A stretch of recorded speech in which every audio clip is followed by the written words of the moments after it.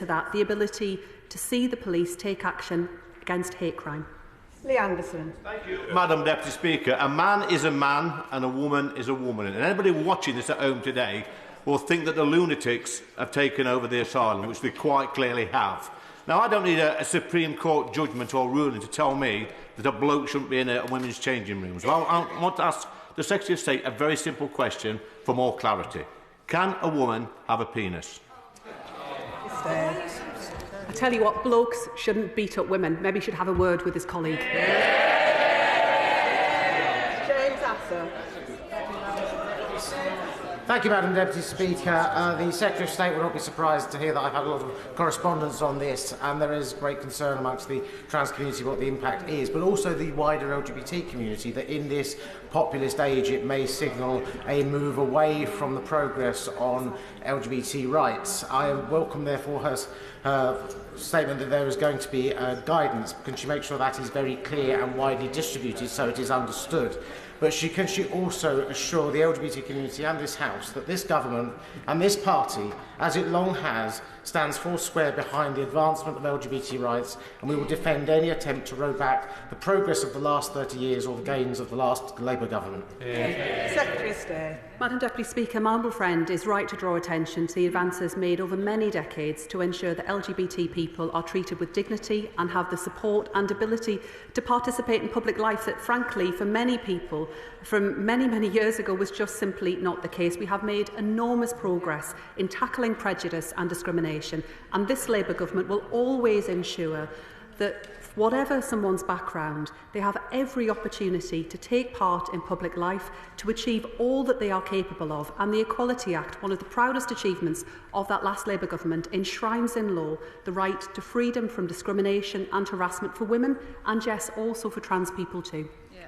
Jim Shannon.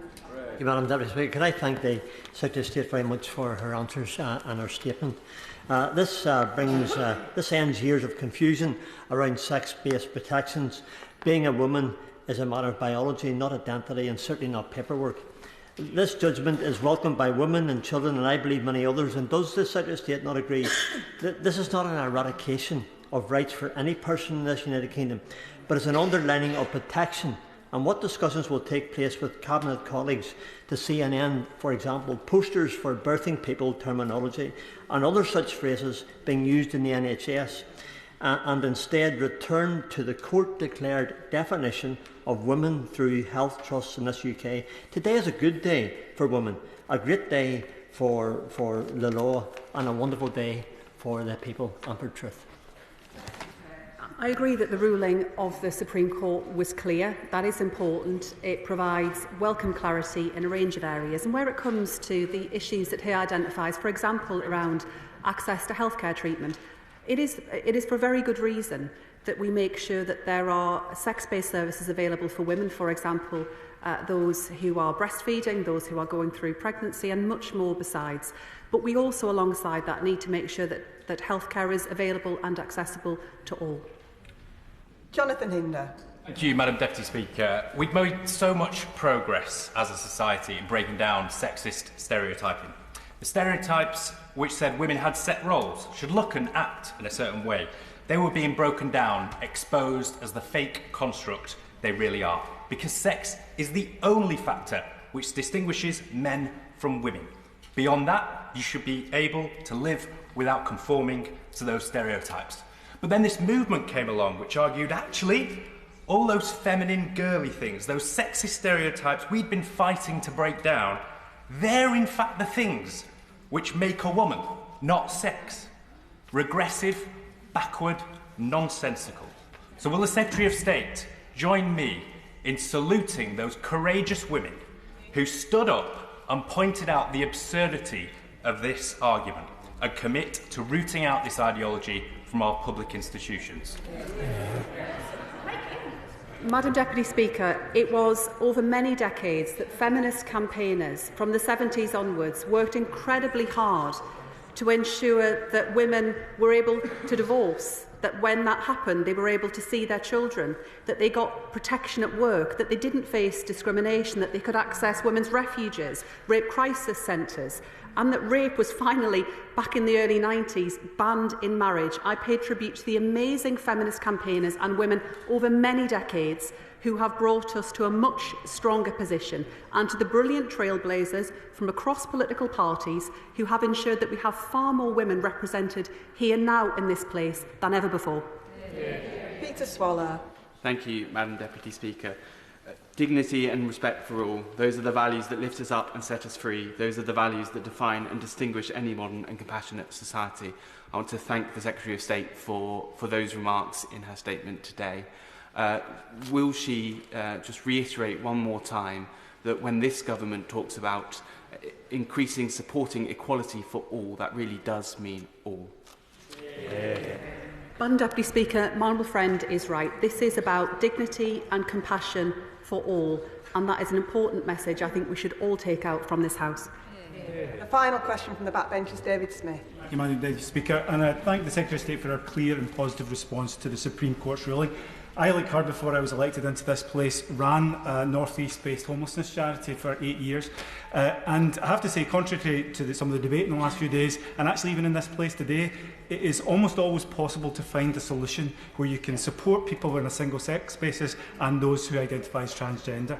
So, and I have to add, I should say, Madam Deputy Speaker, that was the last 8 years that I did that was not helped by the total lack of clarity by the government, the Conservative government that was.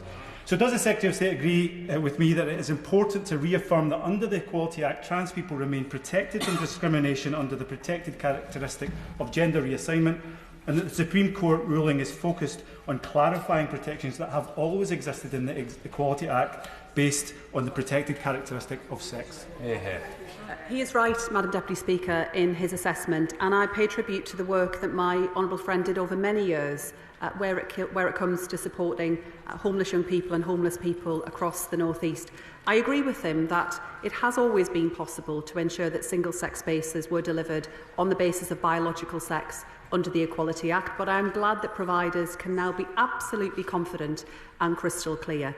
But one thing I would just observe in addition is that those rights were hard-fought and hard-won and received significant pushback over many periods of time. He will have doubtless had the same experience that I had, where commissioners would suggest that mixed-sex accommodation was appropriate, where in many cases we were talking about vulnerable young women who had been exposed to sexual violence, including sexual abuse within the home, and what they wanted and what they needed was single-sex accommodation. And it is important in that context that we ensure that services are available in an appropriate manner for anyone who needs them. And that does mean that on occasion, trans people will also require separate provision so that their needs can be properly met, their healthcare needs, their support needs, and where they may be facing abuse and intimidation.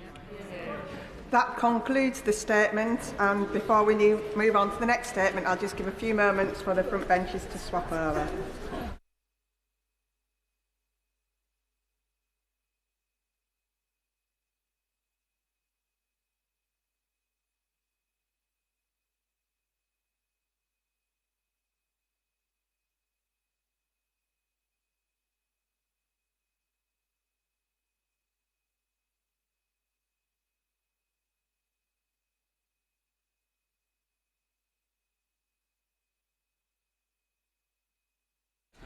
We now come to the statement, the update on British Steel. I call Minister Sarah Jones.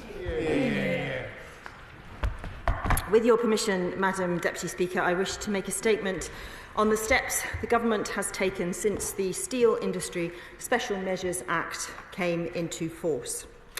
On the 12th of April, the Government took the decision to recall Parliament so that we could take swift, significant action on British Steel.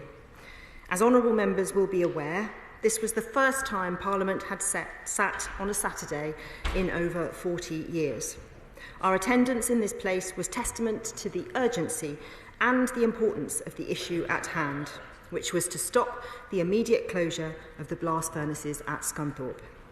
The action we took on the 12th of April and the measures we have taken since matter greatly for this country and are of enormous importance to thousands of steelworkers and their families.